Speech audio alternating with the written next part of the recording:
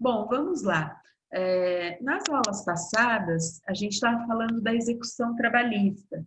E eu não terminei ainda de falar a respeito, né? Por isso que eu quero fazer as considerações finais sobre ela hoje,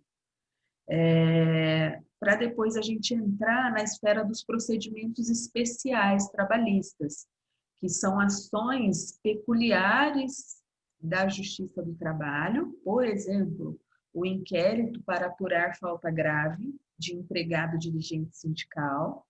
É bem importante que vocês saibam, né, como fazer o inquérito, o que é importante nele, questão de prazo, porque o exame de ordem cobra bastante, inclusive pode cair como peça trabalhista, né? Eles não cobraram ainda, mas eles podem cobrar.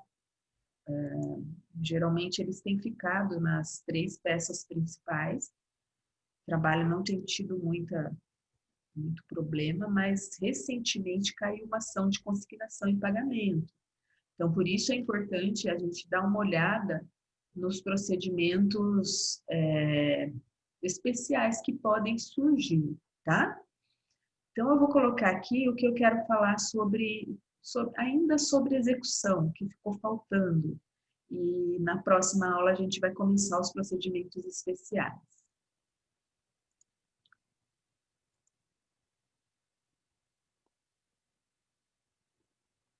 Então, vejam bem, a gente vai falar hoje sobre adjudicação antes da asta pública, se isso é possível, porque nós tínhamos falado nas aulas passadas que a CLT coloca a preferência para o credor adjudicar o bem, ficar com ele, mas tudo isso no dia da asta pública, no dia do leilão.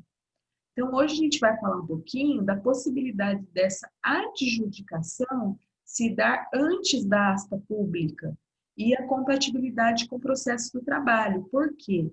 Porque o processo trabalhista não fala nada, a CLT não fala nada a respeito, né? Então, a CLT, vocês sabem que em matéria de processo, vocês têm acompanhado isso, em matéria de processo, ela é bem omissa, tá? Tem muita omissão, tem muitos poucos dispositivos a CLT tem de processo do trabalho e de execução menos ainda. Então, nós temos que nos socorrer subsidiariamente do CPC em muitas situações, pela CLT não tratar de forma exaustiva sobre uma matéria. E a adjudicação é uma delas. Vejam o que diz o 876 do CPC. Ele traz essa possibilidade de se adjudicar os bens antes da asta pública. É lícito ao exequente, oferecendo preço não inferior ao da avaliação, tá? Tem que ser a avaliação feita pelo oficial de justiça, requerer-lhe sejam adjudicados bens penhorados. Então, ele pode decidir ficar com o bem. Mas, nós já conversamos sobre isso na aula passada, muitas vezes para o credor não é interessante, né? A gente tem que saber, por exemplo, se esse bem não vale muito mais que a execução, porque ele, se estiver avaliado em valor superior ao da execução, ele vai ter que completar esse valor. Ele vai ter que depositar a diferença. Então, quando que é interessante adjudicar o bem?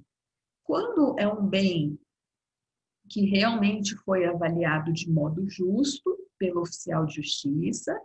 Eu sempre tenho falado para vocês que os oficiais de justiça, eles são também avaliadores, tanto que o cargo se chama oficial de justiça e avaliador, e a gente tem que ver se ele fez de modo justo, porque muitas vezes está avaliado, super avaliado o bem, ou, né, não está no preço de mercado corretamente. Quando que é interessante? Quando esse bem, ele vale bem menos que a execução, né?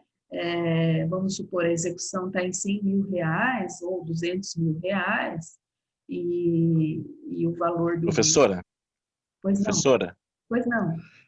A Geisiane tá pedindo para aceitar ela, que ela está tentando entrar. Ah, tá. Vou voltar aqui. Às vezes não aparece para mim quando eu estou com o material. A Cláudia, Luciano também. Sejam bem-vindos, viu? Eu tô bem feliz esses últimos dias, porque vocês têm participado. Fico muito contente, tá? O oitavo estava em peso agora na minha aula. Aqui, boa noite a todos no chat. Nós tivemos já situações de décimos semestres na Oi, FAP. professora. Oi, Cláudia, tudo bom? Seja bem-vinda. Tudo bem? Então, nós tivemos situações Obrigada. desde décimos semestres anteriores, já passaram vários por nós, né? Mas de décimo semestre que chega nessa situação que vocês estão, que nós estamos já no mês de setembro, e a gente teve já problemas de alunos que não queriam mais participar de nada, só queriam esperar a formatura, o TC. Então, assim, eu quero parabenizar vocês, porque vocês são uma turma diferenciada. Vocês estão se destacando bastante, tá? Nisso, entende? De querer participar das aulas, de ainda pegar o restante de matéria que a gente tem para dar. Em processo de trabalho, eu tenho dito que o arsenal é gigante. Eu teria que ficar mais de um ano para dar o tanto de matéria que tem, né? Tanto que o livro do Schiavi que eu sigo tem 1.780 páginas. Então, assim, fico muito feliz. Eu ficava muito frustrada com a atitude de alguns décimos semestres, que assim, ai, professora, vamos supor, não aparecia, né? A turma não aparecia em peso, daí eu tinha que lançar falta, daí eu tinha que implorar para vir nas aulas, tá? Então, parabéns. Eu sei que não está fácil com a pandemia, não está fácil com os TCs que vocês estão na reta final aí, e mesmo assim vocês têm vindo nas aulas, não só minhas, todos os professores têm elogiado, a Fabíola tem elogiado bastante, então, parabéns, isso mostra uma postura que assim, que já não, né, que vocês estão buscando sempre, não é porque está no décimo, já fizemos a faculdade está feita. O operador do direito, ele é um estudioso diuturnamente, né? Eu quero dizer para vocês que não parem por aqui, tem que continuar, não é para jogar a toalha, certo? Agora eu vou descansar. Não, se vocês querem exercer o direito, vocês têm que estar o tempo todo, tá, estudando, de repente se engajar numa pós, pensar em algo para o futuro, não vai prestar as próximas OABs, continuar estudando, para quê? Para o crescimento vosso mesmo, para que vocês, continuando nessa postura que vocês estão, de não entregar os pontos, de já não estar descansando, é sinal que vocês querem exercer o direito. A gente tem muitos ex-alunos que falam, não, a gente não quer exercer. Então, né, eu vejo que não é o caso dessa turma, que muitos de vocês querem trabalhar com o direito, querem tirar o sustento do direito. Então, isso é muito importante que essa postura se mantenha, ok? Vou colocar lá de volta o material que eu estava falando. Então, como eu estava dizendo a vocês, a gente vinha estudando a adjudicação, a possibilidade dela, só no dia da asta, mas o CPC, ele traz essa possibilidade de que venha a ser feita antes. E quando bem, por exemplo, eu estava dando exemplo de uma execução de 200 mil, aí tem nos autos um imóvel avaliado em 100. Opa, é uma excelente oportunidade. O credor, então, não achou outros bens e tal, e fica com o imóvel, né? O imóvel, o preço é justo, e ele vai ainda continuar escutindo, né? Continuar executando a diferença, então é interessante para ele, tá? discute-se muito sobre a aplicabilidade desse tipo de adjudicação no processo de trabalho. Segundo os doutrinadores que eu estudo, né, que eu gosto bastante do Schiavi, gosto do Scalesi, do Leone Pereira, são os mais, assim, coqueluche do momento, né? Eles entendem da plena aplicabilidade dessa possibilidade do 876 do CPC ao processo trabalhista. Porque é algo interessante, é algo que efetiva a execução, atende ao princípio da efetividade da execução, e em sendo o crédito trabalhista de natureza alimentar, a gente tem que falar em expropriação de bens, porque como eu tenho destacado para vocês, muitas execuções trabalhistas morrem na praia. Você tem a sentença, você tem um acórdão e vai executar e não encontra nada, não encontra bens. A gente tem muitas execuções, isso é comum, né? Eu estava falando para o oitavo agora, que quem quer perseguir na área trabalhista, principalmente advogando para trabalhador, é um caminho árduo, é um caminho de combativo mesmo, de diuturnamente, não pode desanimar, entende? Muitas vezes você desanima porque você fala, nossa, eu lutei tanto, fui ao TRT, fui ao TST e agora não consegue receber. Mas por isso que é importante, queridos, a execução provisória, tá? Sempre que for temerário o patrimônio do réu, das reclamadas, a gente tem que pensar na execução provisória, porque a gente não sabe o dia de amanhã, ok? Então, voltando aqui, o parágrafo 1º do 876 diz o seguinte: requerida a adjudicação, o executado será intimado do pedido. Então, vai ser ofertado o contraditório ao executado. Aí, pelo Diário da Justiça, na pessoa do seu advogado constituído nos autos. Então, hoje em dia, né, geralmente as empresas, empregadores também, pessoa física também tem um advogado. E ele daí vai ser intimado sobre esse pedido do exequente. Até por meio eletrônico também é possível. No processo de trabalho a gente tem que lembrar, né, que se o executado está sem advogado, ele tem que ser intimado daí, na própria tem feito esse cuidado, né? Quando o executado está sem advogado, de se intimar pessoalmente, tá? O executado. Inclusive, faça a citação, né? A citação, vocês sabem que é pessoal, para se ter esse cuidado com os empregadores, né, executados que não têm advogado constituído ou vai trocar o advogado na execução. É muito comum isso acontecer também. Professora, Pois não, Cláudia. perdão, interromper. Eu não sei, eu não lembro se a gente estudou isso, mas me veio uma curiosidade.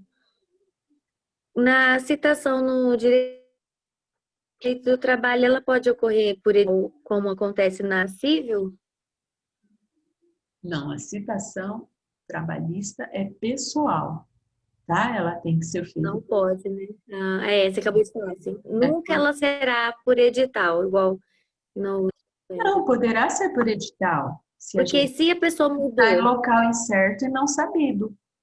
A pessoa do executivo. é verdade, é verdade, é verdade. Se você não, se não se sabe mais o paradeiro, geralmente a gente pede a desconsideração e daí tenta citar o sócio. É verdade. Mas se mesmo assim não se sabe nem onde estão os sócios, aí vem o edital, tá? É possível, sim. Tá. Bom, continuando aqui, ó. Perdão, tá? Então, na adjudicação, se o valor do crédito for inferior ao dos bens, o requerente da adjudicação depositará de imediato a diferença. É o que eu estava falando para vocês desse problema, né? O problema de se ter um imóvel ali acima do valor da execução. Aí o exequente vai ter que depositar, tá?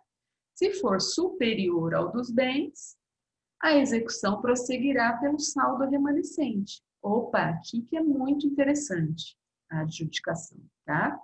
Muito interessante nesses casos.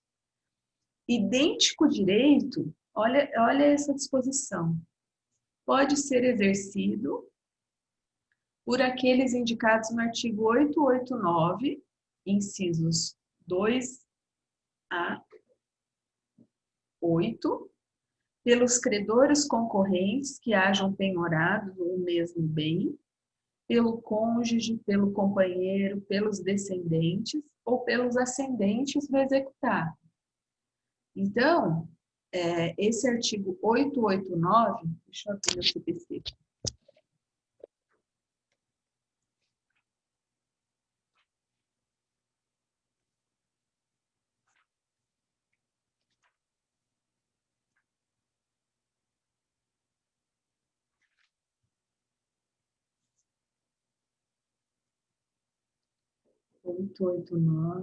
Incisos 2. O coproprietário de bem indivisível, tá? Então, tem o direito de exercer essa adjudicação, do qual tenha sido penhorada a fração ideal. O titular de usufruto, uso, habitação. O proprietário de terreno submetido ao regime de direito de superfície. O credor pignoratício, o promitente comprador, o promitente vendedor, a União, Estados e municípios no caso de alienação de bem tombado. Coloquei aqui um comentário para vocês aqui embaixo. Aqui. Segundo o parágrafo 5º, que é o que nós vimos agora, existe a possibilidade de outros credores do executado adjudicarem bem, e também o cônjuge e seus ascendentes e descendentes. Então, esses outros credores que podem exercer esse direito estão elencados no artigo 889, tá? Do CPC, que eu coloquei aqui para vocês, né? Que acabei de ler. Pelos credores concorrentes que tenham penhorado o mesmo bem, isso é muito comum no processo trabalhista, né? Então, ter-se uma outra execução tramitando contra o mesmo executado e ele também penhorou esse bem. Lembrando que a gente sempre observa a ordem de preferência na penhora, tá? Aquele que penhorou primeiro. Cônjuge, companheiro, ascendente e descendente. Se houver mais de um pretendente, proceder-se-á a licitação entre eles, tendo preferência em igualdade de oferta, o cônjuge, o companheiro, o descendente ou ascendente nessa ordem. Então, o Código de Processo coloca para nós essa possibilidade, né, essa prioridade no cônjuge, no companheiro, descendente ou ascendente. Veja que interessante essa disposição do CPC 15, que nós não tínhamos antes, de se poder adjudicar o cônjuge, o companheiro, o descendente e eles terem preferência, tá?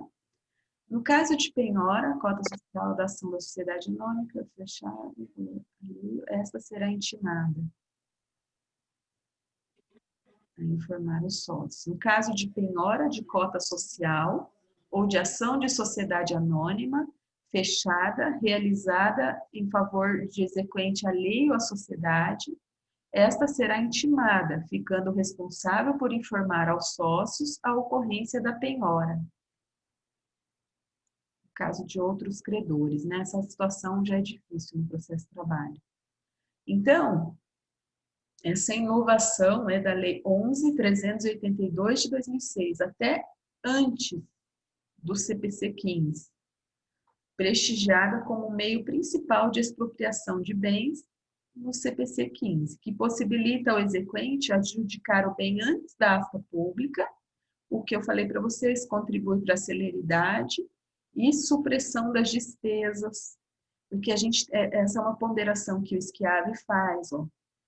Se o bem fica indo, queridos, muitas vezes a asta pública, a leilão, todas as vezes vai gerar despesa processual, as despesas com o pagamento do leiloeiro, com os editais, e a adjudicação, ela contribui para que isso não ocorra, para que não se gere mais despesa dentro do processo, que esse é um problema que a gente tem dos leilões serem feitos de forma seguidas, um atrás do outro, tá?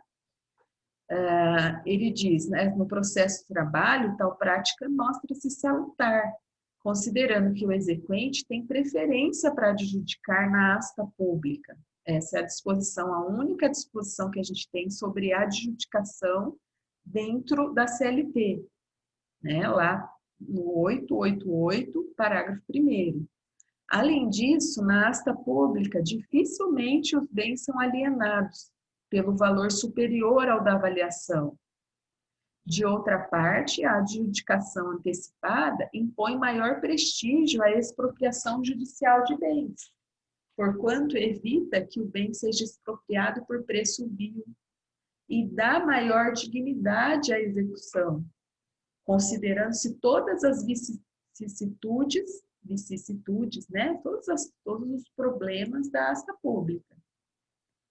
Tá? Então, é uma medida muito boa que se impõe nas execuções trabalhistas e que tem que ser ponderadas pelos advogados, né? Das partes, principalmente da parte exequente. Eu advogo bastante para trabalhador e sempre avalio isso, quando a gente penhora um imóvel, né? Ou mesmo um veículo, tá? Sendo assim, pensando ser a regra perfeitamente compatível. Desse modo, uma vez perfeita e acabada a penhora, e decorrido o prazo para os embargos, então, que são lá os 5 dias, vocês lembram, para embargar, ou se já apreciados, pensamos que o exequente poderá, independentemente de intimação, e antes da asta pública, por isso ela se chama adjudicação antes da asta pública, né, como o próprio nome diz, ele pode requerer a adjudicação dos bens pelo preço equivalente ao da avaliação, tá? Então, aí é pelo preço da avaliação, essa adjudicação antecipada. Conforme o parágrafo 4º, já falei disso, né? Se o valor for inferior, ele deposita a diferença. Se for superior, ele deposita a diferença. Se for inferior, ele continua executindo a execução pelo saldo remanescente. Nos termos do parágrafo 6º, havendo mais de um pretendente, proceder-se-á entre eles a licitação, tendo preferência o cônjuge, o companheiro, descendente ou ascendente. No processo do trabalho, em função do caráter alimentar do crédito trabalhista, o reclamante terá preferência para a adjudicação. Então, tem essa ponderação, né? Que no processo do trabalho, o reclamante é o que tem preferência. Isso está na disposição do 888 da CLT, né? Desde que haja entre eles a mesma oferta. Se a oferta dos outros credores for maior que a do reclamante, adjudicará o que fizer melhor oferta. Então, óbvio, queridos, que se tiver uma melhor proposta, é melhor o trabalhador receber em dinheiro, né? O exequente receber em dinheiro e não adjudicar o bem se tem outro que fez uma melhor proposta de adjudicação, esse dinheiro será depositado, olha só, pois não haverá o prejuízo ao reclamante, que receberá o valor do seu crédito em dinheiro, e ainda isso será bem mais efetivo para a execução. Então, é uma ponderação importante aí a ser levada em consideração.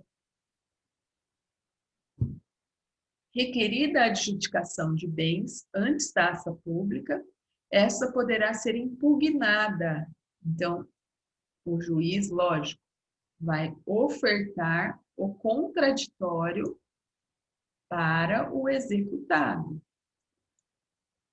Ele vai ter 5 dias contados a partir da sua intimação. Disposição do CPC também, porque a CLT é totalmente silente e omissa com relação a isso, tá? Então, vai ter 5 dias para fazer essa impugnação, não sendo cabível para tal finalidade mandado de segurança. Então, tem que ver esse detalhe importante da OJ 66, da SDI 2 do TST. Olha o que ela diz. Mandado de segurança, asta pública, sentença homologatória de adjudicação, sob a égide do CPC 73, é incabível mandado de segurança contra a sentença homologatória de adjudicação, uma vez que existe meio próprio para impugnar o ato judicial, consistente nos embargos à adjudicação. Olha a nomenclatura que o TST, por meio da SOJ, colocou na impugnação do executado: embargos à adjudicação. Tá? Queridos, eu queria fazer um parênteses aqui, o seguinte: quem quer prestar OAB prática do trabalho, os meninos sabem aí que estão prestando, tem que ler súmulas e OJs, não tem como fugir delas, tá?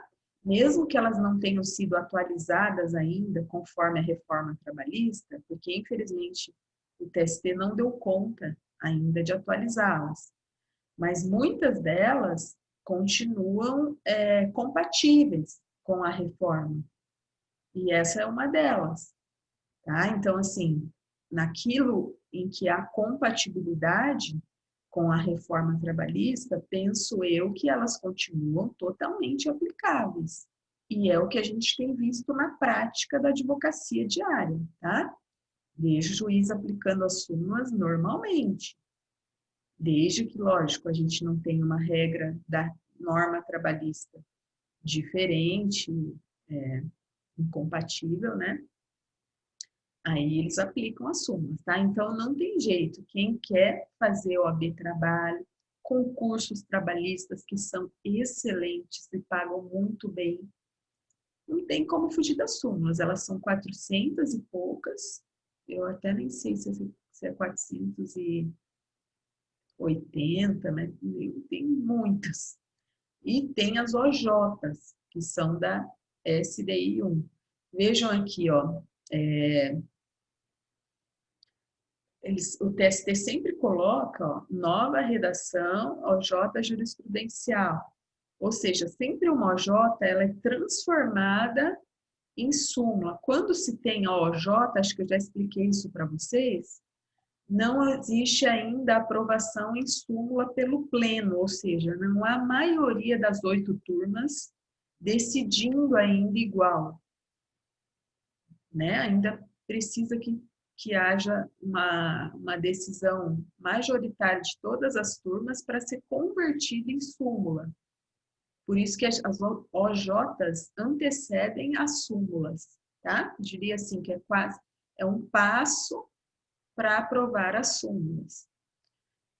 Inciso 2. Na vigência do CPC 15, também não cabe mandado de segurança, pois o ato judicial pode ser impugnado por simples petição.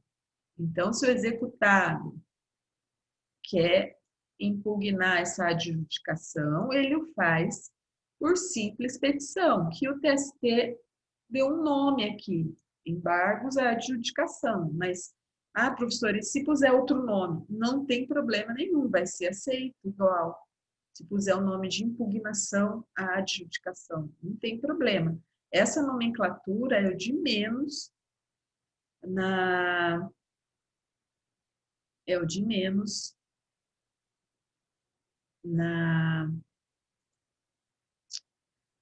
na, na esfera trabalhista, tá? Por exemplo, vocês querem fazer embargar uma penhora, a gente costuma dar o nome de embargos à penhora, mas próprio embargos à execução, você pode fazer isso. Vai ser o mesmo prazo, né? Os 5 dias depois de efetivada a penhora, você tem para embargos à execução. Então, esse embargos à execução é uma nomenclatura ampla que abrange várias atitudes do executado, dentre elas embargar a penhora. Tem advogado que costuma usar esse nome, embargos à penhora, prefere, certo? Mas então a nomenclatura é de menor importância na esfera trabalhista. Vamos em frente. Deixa eu ver uma coisa aqui. Alienação, parece que eu repeti. Ah, não, é a adjudicação. A gente está falando da adjudicação, agora eu vou falar da alienação, tá? E sua compatibilidade com o processo de trabalho. Alguém ficou com alguma dúvida? Eu até vou... Os alunos do 8º têm participado bastante das aulas, tá, queridos? Olha que chique, a Mariana tem quase o nome do Schiavi, que eu gosto tanto. Mariana Schiavi. Quem tiver dúvida, tá? Pode perguntar aqui pelo chat. Um ajuda o outro, que às vezes eu tô com o material na tela e não vejo o chat. Daí pode me interromper, tá? Falar, professora, tem pergunta no chat. Que isso enriquece os nossos estudos, enriquece as aulas. Certo? Alguém tem alguma dúvida sobre essa adjudicação? Então, ela é plenamente compatível com o processo trabalhista. Tá ok? Vamos falar agora de outro tema.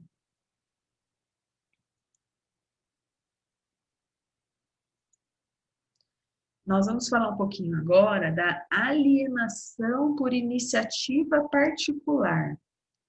Então,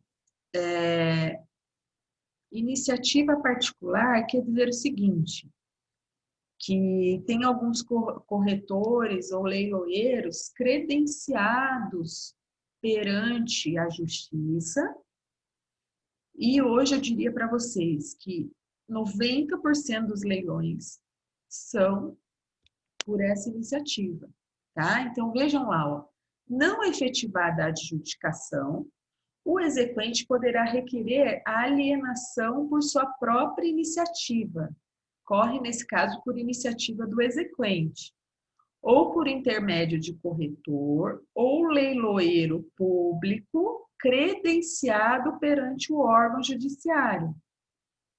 Então, por intermédio desses leiloeiros que são credenciados na JT. Acho que eu cheguei a conversar com vocês sobre isso, que tem sido muito utilizado nas varas do trabalho. Até o Schiavi, ele fala aqui, ó, a alienação dos bens por leiloeiro particular já vem sendo aplicada por muitos TRTs, por alguns, eu que falei muitos, mas por alguns TRTs, inclusive o da 2ª e da 9ª região, com excelentes resultados.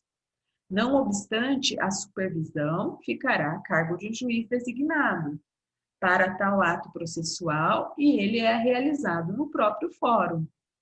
As despesas com pagamento dos leiloeiros são pagas com parte do produto da alienação, tá? Então, uma preocupação que se tem é a seguinte, sendo esses leiloeiros, essas empresas credenciadas e fora da Justiça do Trabalho, ou seja, não próprias da Justiça, como ficarão essas despesas? Elas são pagas com o produto da alienação. Então, hoje, as varas trabalhistas têm se utilizado muito dessa alienação por iniciativa particular, tá? Eu diria para vocês assim, como eu falei, 90% tem-se esses leiloeiros à parte, corretores públicos credenciados, tá? Ela será formalizada por termo nos autos, com assinatura do juiz, do exequente, do adquirente e, se estiver presente, do executado, expedindo-se a carta de alienação e o mandado de emissão na posse quando se tratar de bem imóvel. E, inciso 2, a ordem da entrega ao adquirente, quando se tratar de bem móvel, certo? Então, é carta, isso aqui cai em concursos e OAB. Quando se tratar de imóvel, carta de alienação e o mandado de emissão na posse. E quando se tratar de bem imóvel, ordem de entrega, que se chama. Aí, olha só o que o CPC coloca como requisito, tá?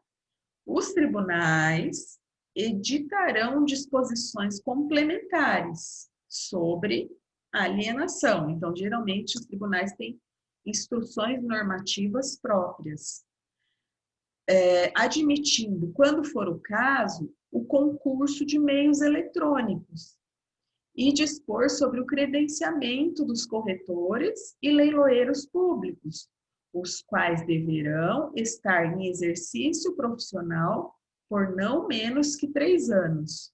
Então, é um requisito que as varas trabalhistas têm observado, tá?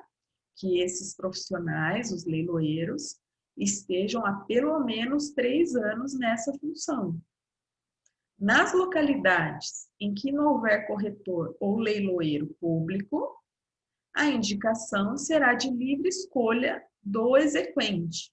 Então, se a gente pensar em comarcas pequenas, né, aí se indica outros, né, corretores. Vamos pensar em corretores de imobiliárias, tá? Nas comarcas pequenas, a gente não tem um leiloeiro público, como tem aqui em Londrina, por exemplo. Não é muito comum. A CLT possibilita a alienação por leiloeiro particular nomeado pelo juiz, caso não haja licitante e o exequente não requeira adjudicação. Conforme o parágrafo 1º do 880 do CPC, o juiz fixará um prazo em que a alienação deverá ser efetivada, a forma da publicidade, o preço mínimo, as condições de pagamento e as garantias, bem como, se for o caso, a comissão da corretagem. Então, se a gente pensar que nas comarcas menores podem ser corretores, né? Eles têm que ter a sua comissão de corretagem, caso vendam o bem. Então, é um mecanismo que o novo CPC trouxe extremamente eficaz na área trabalhista, tá? Extremamente eficaz. E vem sendo utilizado bastante. Alienação por leilão eletrônico. Ainda é pouco utilizado o leilão por meio eletrônico na JT. Espera-se que esse procedimento seja impulsionado e aperfeiçoado no processo do trabalho, possibilitando uma maior publicidade e acesso aos leilões, atraindo maior número de licitantes, bem como a maior efetividade desse ato. Então, infelizmente, a JT ainda não adotou esse meio, mas é o caminho, né? Quando a gente pensa em tempos de pandemia, a gente tem que pensar em meio eletrônico. Está lá no 882 do CPC. Não sendo possível a sua realização por meio eletrônico, o leilão será presencial. A alienação judicial por meio eletrônico será realizada observando-se as garantias processuais das partes, de acordo com regulamentação específica do CNJ. A alienação judicial por meio eletrônico deverá atender aos requisitos da ampla publicidade, da autenticidade e segurança, com observância das regras estabelecidas na legislação sobre certificação digital. Então, tem que ter toda essa questão do certificado digital, como nós advogados temos, né? Os juízes e tudo mais, tá? Por isso que ele não é muito utilizado no processo do trabalho, é um mecanismo um pouco mais avançado e tal de alienação. E por fim, queridos, para a gente fechar a execução, a gente tem as disposições no CPC sobre suspensão e extinção, né? Quando que se extingue? Porque a CLT, mais uma vez, é omissa a respeito. Suspensão da execução. Nas hipóteses dos artigos 313 e 15, vamos a eles.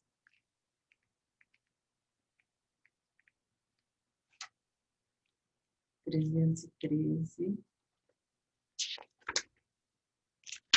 313 diz assim: suspende-se o processo. São aquelas causas de suspensão do processo. Pela morte ou perda da capacidade de qualquer das partes, né? Então, tem que suspender até que se regularize.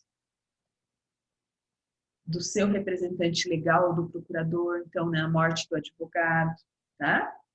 Pela convenção das partes, é possível, né? Só que, como eu advogo bastante para exequentes, né? Não há interesse em se fazer isso, mas é possível.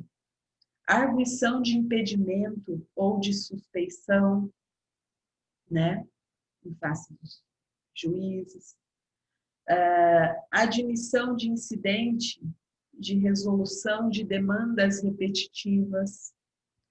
Então, esse negócio da correção monetária na JP, tá? Isso tem gerado incidente por demandas repetitivas. E já vi execução suspender por causa disso, tá? Se utiliza ATR ou IPCAE, por esses motivos. Tem uma... já vi demandas demorar e serem suspensas por causa desse incidente que foi suscitado no âmbito do STF, tá? E TST, né? Quando a sentença de mérito depender do julgamento de outra, e essas outras questões do 313.5 já é mais difícil. Tem muito devedor suscitando a força maior, olha só, por motivo de força maior, 313.6, tá? Por causa da pandemia. Então, a gente tem que ter cuidado, e hoje eu fiz até um vídeo sobre isso no meu Instagram. Nós temos tido muitas questões no escritório de rescisões feitas por força maior. Gente, força maior é ou caso fortuito, né? É quando realmente não, só vai acontecer quando a empresa realmente encerra as suas atividades, tá? Nessa pandemia, eu quero dizer. Então, assim, ela fechou suas portas e, pelo motivo de força maior, daí ela está dispensando os empregados. Então, isso é no âmbito do direito do trabalho. Só está colando essa tese nessa hipótese. Fora isso, se a empresa ela está um pouco pior, como a maioria, né? Está bem pior que antes, está retomando aí essa atividade devagar, mas ela vai continuar aberta, não há que se falar em força maior.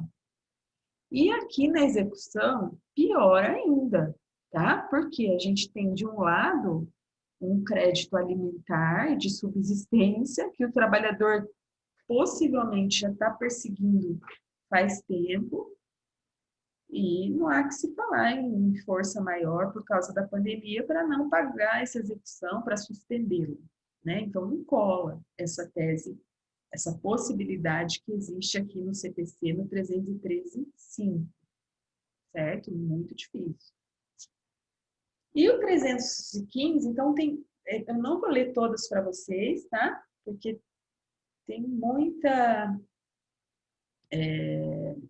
hipóteses aqui, né? Não, na verdade, até o inciso 7º, que não se aplica daí, falando de tribunal marítimo, não tem nada a ver. Mas o 315, ó, se o conhecimento do mérito depender da verificação de existência de fato delituoso, o juiz poderá determinar a suspensão do processo até que se pronuncie a justiça criminal. Então, 315 também é de difícil cabimento no processo do trabalho, né? Por causa de um processo criminal, o juiz dependa para a continuidade da execução. Difícil, tá? Difícil. As hipóteses mais comuns de suspensão são principalmente a morte, né? A morte do exequente, executado quando pessoa física, e dos seus advogados, tá? Tem gente querendo entrar na sala? Letícia? Letícia e Cláudia. Deixa eu sair. Então, queridos, essa possibilidade...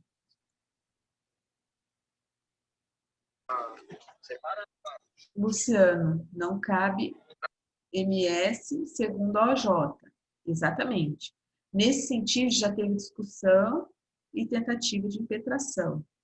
Era com base no direito de propriedade. A professora chegou a ver algum? Não, Luciano, não cheguei a ver a respeito. Tá? Professora, estou com problemas. A Mariana está com dificuldade. Tá, não tem problema. Eu vou admitindo você novamente, a Cláudia também, tá? Então, veja, Luciano, eu não... O meu estava travando, professora, desculpa, tá? Ah, Aí eu tive que desligar para voltar. entendi, sem problema.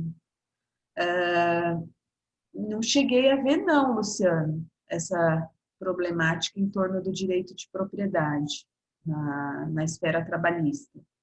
Mas é bem defensável essa tese, né? O problema é que o TST tem a SOJ, não cabe mandado de segurança. Porque assim, vocês sabem que advogado, fazendo um parênteses sobre isso que o Luciano perguntou, advogado tem mania de mandado de segurança e habeas corpus, né? Então, assim, na esfera trabalhista, isso ocorre bastante, sabe? O advogado que não é da área, ele, qualquer coisa quer impetrar o mandado de segurança porque não cabe recurso de decisões interlocutórias. E não é bem assim, tá? Na execução, o TST teve que impor esses limites porque tinha muito mandado de segurança para impugnar a adjudicação de bens, quando, na verdade, basta uma simples petição e aí o juiz da execução decide, certo? Então, a gente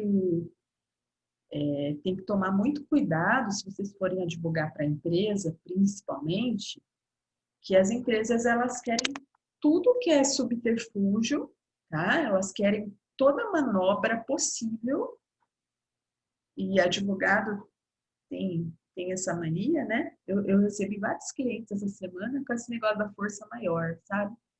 Aí a primeira perguntinha que eu fiz para cliente: a empresa vai continuar? Ah, doutora, a empresa veio dizer para nós que o advogado diz que eles podem demitir por força maior, sim.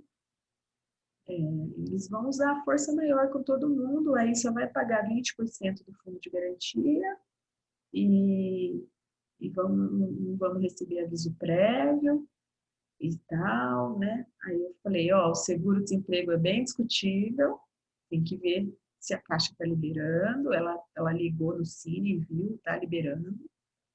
Aí eu falei assim, só vou te fazer uma única pergunta, a empresa vai encerrar as atividades?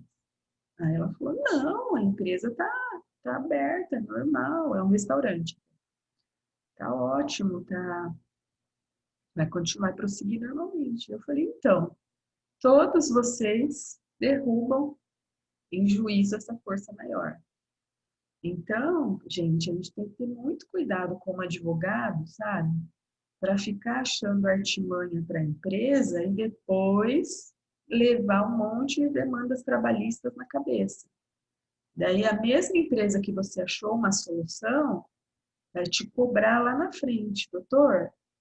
Então, e a força maior que o senhor falou? Agora o juiz está desconstituindo tudo, né? Mas aquela coisa, se o advogado de repente cientificou, tem aquela coisa de os processos demoram muito no Brasil, né? Principalmente os trabalhistas. Não eram para demorar tanto. E pode ser que o advogado tenha falado, como eu disse para minha cliente, falei, ó, pode ser que o advogado comentou que até desfazer isso em juiz, né? Até se eu ter uma sentença, aí dá para recorrer. É isso, sabe? Então, infelizmente, quando a nossa classe é mal falada, é por causa dessas coisas, sabe? É, é, exatamente. Ah, entendi, Luciano. Para celeridade, né? Realmente, o mandado de segurança, como ele comporta liminar, né, um julgamento liminar, ele tem uma decisão muito mais rápida. Então, muitas vezes, a saída, mas o mandado de segurança, vocês têm que pensar, viu, que tem que ter prova pré-constituída, hein? Prova cabal.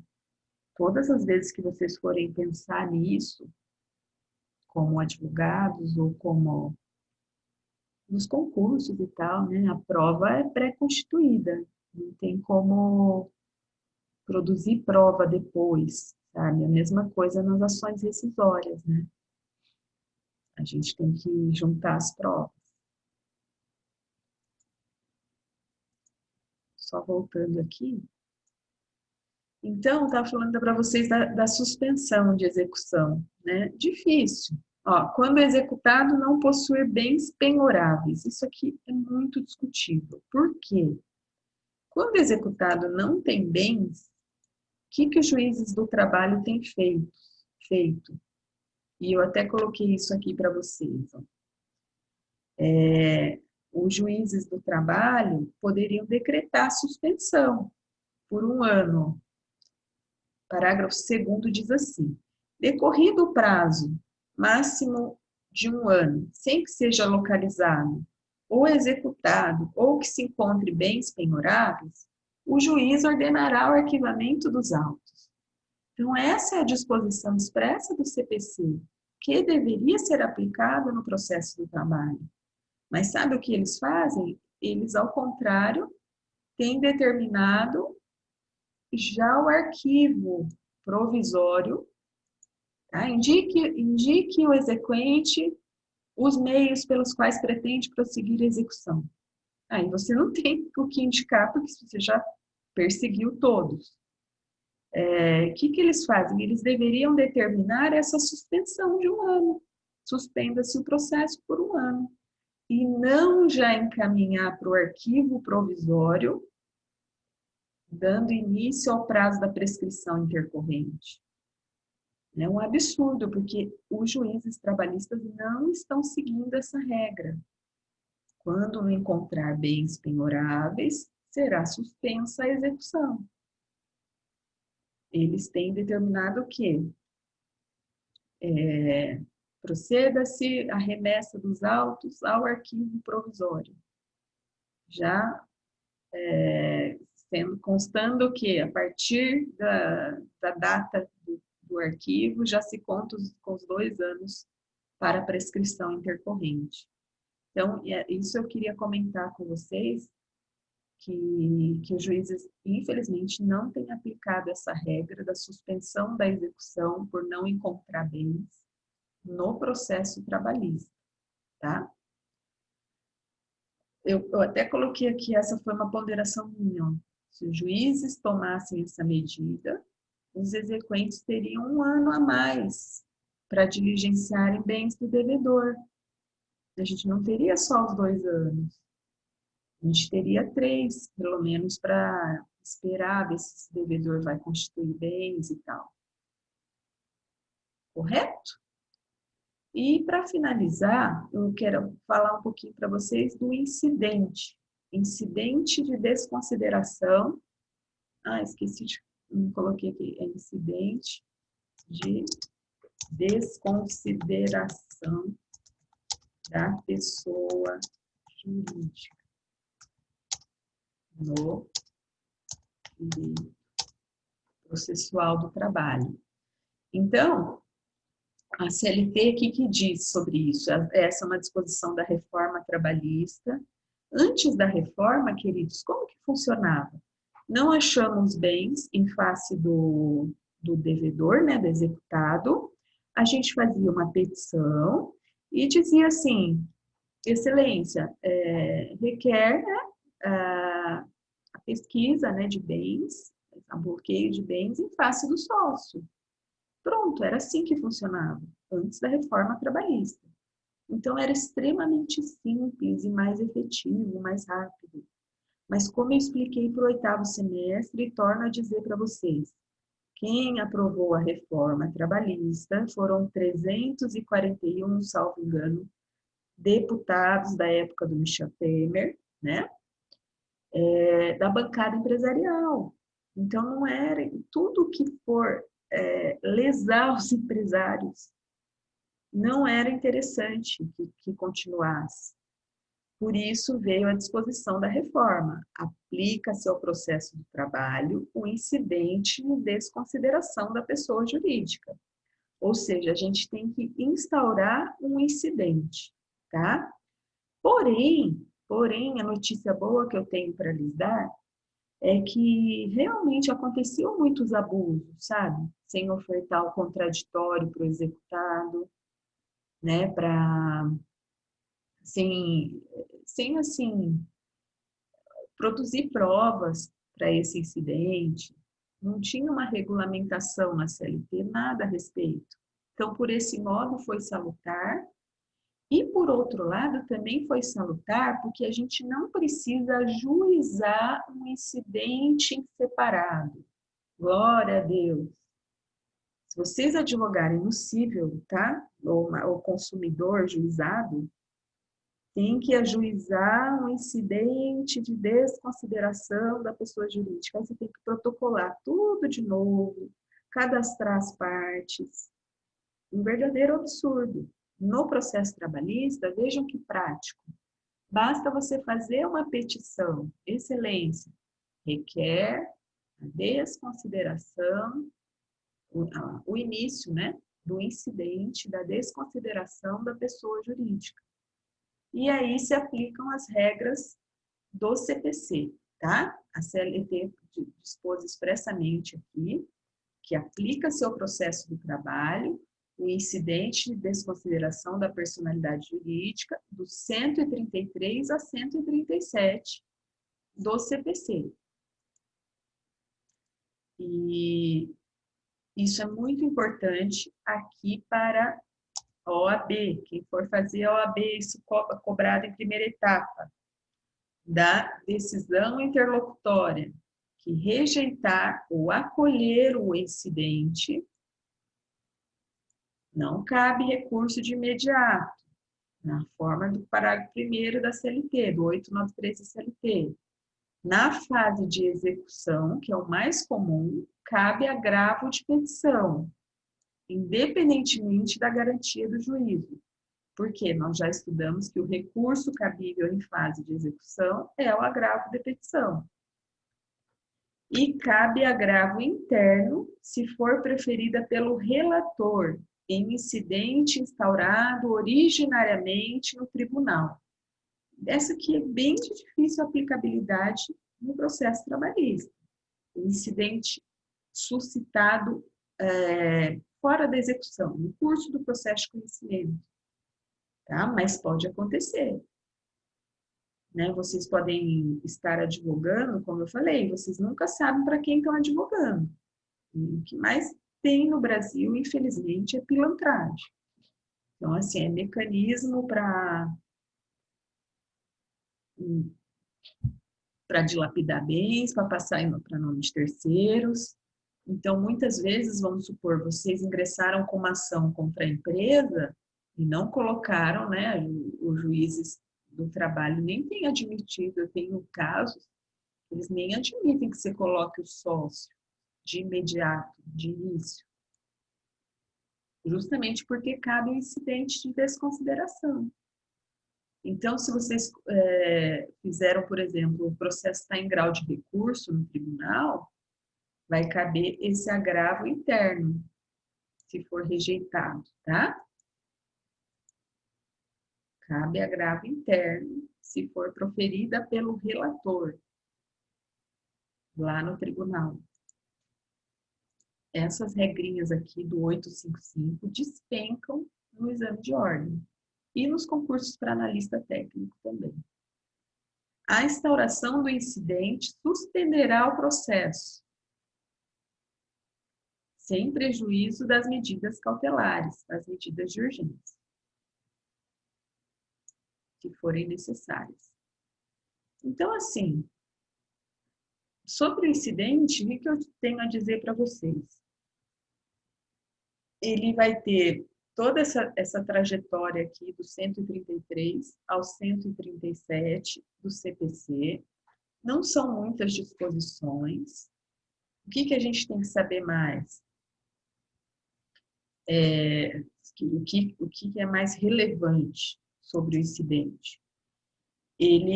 O sócio ou a pessoa jurídica será citado para manifestar-se e requerer provas cabíveis em 15 dias. Esse direito à ampla defesa e contraditório é que nós não tínhamos antes. Então, é salutar nesse ponto, tá? É muito salutar. E no processo do trabalho, vocês têm que ver que não se aplica o 50 do Código Civil. Aplica-se o 28. O 28 diz assim, ó, do CDC, tá? 28 aplica-se subsidiariamente ao processo trabalhista. O juiz poderá desconsiderar a personalidade jurídica da sociedade quando, em detrimento do consumidor, houver abuso de direito, excesso de poder. Então, é a teoria maior que se chama, quando se aplica o CDC. Tá? Houver abuso de direito, excesso de poder, infração da lei, fato ou ato ilícito, ou violação dos estatutos ou contrato social. A desconsideração também será efetivada quando houver falência, estado de insolvência, encerramento ou inatividade provocados por má administração. Isso aqui despenca no processo do trabalho, tá? Má administração. Então, o incidente aí é tranquilo. Quando houver falência, é bem complicado, sabe? Porque tem alguns juízes trabalhistas que não deferem porque entendem que todos os créditos têm que ser habilitados na massa. E não se poderia daí perseguir os bens dos sócios, tendo em vista que a gente tem uma massa falida e que teria que ser habilitado lá. Tá? Então, tem juízes do trabalho que não aplicam o incidente quando a gente tem massa falida, meio complicado. O momento para a instauração do incidente, é teoria menor, obrigada, Luciana, eu inverti as coisas, troquei, é a teoria menor. Deixa eu explicar, o momento para a instauração do incidente pode ser na fase de conhecimento do processo, tá? Qualquer momento. Vamos supor, você ingressou com a ação, Luciana, e percebeu, depois de uns meses, tá? Vamos supor, nem teve audiência ainda. E você percebeu que a empresa está dilapidando bens, você teve uma notícia aí de má administração, você já pode suscitar um incidente, até mesmo antes da sentença, certo? Pode ser suscitado no curso do processo de conhecimento ou na fase de execução. O mais comum, eu nunca suscitei em fase de conhecimento, porque o mais comum é a gente pedir na execução, né? Porque na execução do trabalhista é perfeitamente possível e é o exemplo mais comum de acontecer, porque geralmente a gente aguarda discutir, né? Os clientes não vêm com a notícia para você que a empresa está quebrando na fase de conhecimento, geralmente é na fase de execução. Mas se acontecer na fase de conhecimento e você sabe que os sócios têm condições e tal, você já pode suscitar o incidente, a instauração dele, até mesmo antes da sentença, certo? O grande quê disso, queridos, do incidente desde o novo CPC e agora de aplicabilidade no processo de trabalho desde 10/11/17, é que o incidente você tem que ter provas. Então, assim, você não pode mais, a gente não suscita apenas porque há indícios, tá? Porque ouviu falar, o reclamante ouviu falar, excelência, que a empresa está dilapidando bens. Geralmente você tem algum indício de prova, tá? É possível, vocês sabem, pedir nos cartórios para saber se houve alguma alienação de bens, porque assim, vai ofertar o contraditório. Então, suscitar você até pode, sem ter provas concretas, mas o problema é que ele vai ter o contraditório para se defender e geralmente a empresa vai se defender com provas. E você acaba daí morrendo na praia no incidente. Então tem que lembrar que um incidente suscitado e sem comprovação, né? E vocês têm que saber desses recursos. O que acontece? Se ele é suscitado na fase de conhecimento, não cabe nenhum recurso, não vem com mandado de segurança, viu, Luciana? Não vem com mandado de segurança. Vai caber o quê? Vai caber só o recurso ordinário ali por ocasião da sentença. Agora, vamos pensar aí, quando que pode sim um mandado de segurança, vamos pensar, não tem súmula e nem essa possibilidade no CPC. Mas se a gente pensar assim que realmente há uma dilapidação de bens e você tem provas disso pelas certidões do cartório de imóveis, aí você pode até pensar que no processo trabalhista, não cabendo recurso de imediato e só na sentença final, antes disso só caberia por causa da súmula 114, a impetração do MS. Então, o MS vocês têm que sempre pensar como a última ratio. Assim, não dá para esperar mesmo. É como o Luciano falou, né, da celeridade. Né? Você está correndo contra o tempo e o juiz indeferiu uma suscitação de incidente de desconsideração. É uma corrida aí contra o tempo. Então, aí eu entendo que caberia o MS como o único remédio no processo do trabalho que antes da sentença final, que não cabe nenhum outro tipo de recurso, tá? Então, assim, regra geral, não caberia um MS se você pode aguardar a sentença final, entende? Aí você aguarda a sentença e interpõe RO. Isso é o mais comum, isso que eu estou dizendo. Eu nunca vi uma suscitação de incidente em que tem que ser uma corrida contra o tempo. Geralmente a empresa ela dá indícios assim de más condições econômicas, que nem agora que a gente está tendo a Covid. Ela começa a dar indícios, então ela começa a demitir empregados e tal, e demitiu muitos trabalhadores, o empregado sabe disso, e aí você, como advogado, não colocou os sócios no polo passivo. Então, tem que suscitar o incidente, ok? Não vai ter outra saída.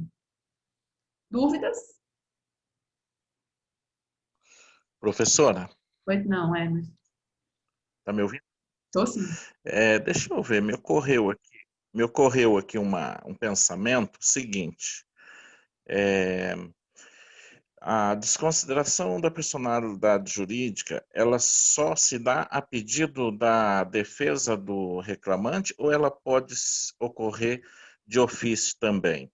Eu pensei pelo fato de, no caso do jus postulante, que ele não tem um advogado e ele, de repente, não sabe dessa condição, dessa opção da desconsideração da personalidade jurídica. O juiz, ele pode, de ofício, nesse caso, fazer sem a petição? Infelizmente, não, Emerson. Ah, sim. Por causa do princípio do dispositivo, né? Por isso que é um prejuízo muito grande para o reclamante exercer o jus postulante, sabe? Entendi. Por isso que me houve esse questionamento, essa dúvida. Porque, na verdade, o juiz é inerte, né? Então, assim, ele não pode agir em favor. O que eles fazem, que eu vejo, tá, Emerson? Quando se há o exercício do jus postulante, a gente tem muitos empregadores que estão fechando as portas e sofrendo ações trabalhistas sem poder contratar advogado. A gente, vocês não têm ideia do quanto, tá? Tem empregadores aí que não tem dinheiro nem para pagar as contas e da sua própria residência, um exemplo. E aí, o que que acontece? Os juízes, eu tenho visto isso na prática, tá, Emerson? Eles elastecem o prazo para contestação, tá? Eles dão um prazo maior, eles sugerem que o empregador contrate um advogado para ser melhor defendido. Ah, sim, perfeito. Isso eles fazem, mas suscitar o incidente, infelizmente, nós não temos disposição, né, sobre isso. Seria formidável, seria ótimo, né, para o trabalhador que está sem advogado, que ele pudesse ter essa saída, mas não tem como. Então, assim, Entendi. Perfeito, ficou claro. joia? Então, é isso. Então, queridos, assim, o incidente é uma ferramenta muito útil, mas a gente também tem que saber quando utilizá-lo, sabe? Geralmente, quando o cliente vem e fala, doutora, eu quero que proponha ação contra o sócio. Eu já falo, ó, não, se tem empresa, primeiro nós vamos em cima da empresa. Se acontecer, a gente suscita o incidente. Se acontecer de rumores da empresa estar realmente encerrando suas atividades. Eu sempre falo para o cliente me deixar informada, me manter informada, tá? Porque essa empresa ela vai começar a dar indícios de falcatrua, né? Então a gente não pode suscitar do nada, a gente tem que ter informações, dados, né? De repente ele sabe que houve lá uma dispensa em massa e que a empresa vai fechar suas portas, aí já suscita na fase de conhecimento mesmo. O Alexander não está aí. Lucas. Bom, eu vou falando rapidinho, tá? Alexander, Alisson. Alisson não tá. André, Bernardo. Também não está hoje. Os dois Carlos, tem algum Carlos? O Carlos, acho que eu já tive aqui. Daiane e Djalma. Djalma não está aí hoje. Tem gente respondendo no chat, professor. Chat? Ah, tá, Alexandre. Desculpa, Alexandre. Ele falou que eu falei muito rápido. Débora também está aí. Tá, Débora, já coloquei. Vou deixar meu chat aberto para poder ver. Desculpa, queridos. É o cansaço. Eu já fiz minha caminhada, já corri, já fiz prazo. Nossa. Eliane, Elivelton. Presente, professor. O Emerson. Loio, professora. Cláudia. Presente. Cláudia já coloquei. Emerson. Ah, tá, perdão. Erielton, tá aí? Erielton? Não. Fabiana. Presente. Gabriela. Graziele. Tá aí. Tá, né? Tá, já vi. Geisiane. Presente. Giancarlo. Presente, professor. A Grácia já coloquei. O Giancarlo também tá. Guilherme Gustavo. Presente. Heloíse. Também tá. Presente. Érica Jonathan. João Carlos, João Vitor. João Carlos presente. João Carlos presente. João Vitor não tá. Boa noite a vocês. Até amanhã, hein? Não me abandonem. Boa noite, professora. A gente vai falar amanhã de procedimentos especiais, é bem importante. Júlia, Júlio tá. Carolina e Caroline. Não, né? Letícia, tá. Presente.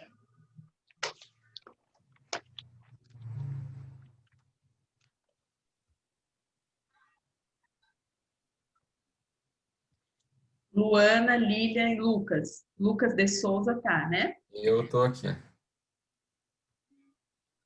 Lucas, Matheus, Luciano tá aí. Presente. Mariana Esquiavo está, né? E a outra Mariana? Não, né? Tá. Matheus, Mônica. Professora, Oi. eu tinha saído beber água. Tá. Júlio. Acho que já passou, né? Patrícia, Paulo.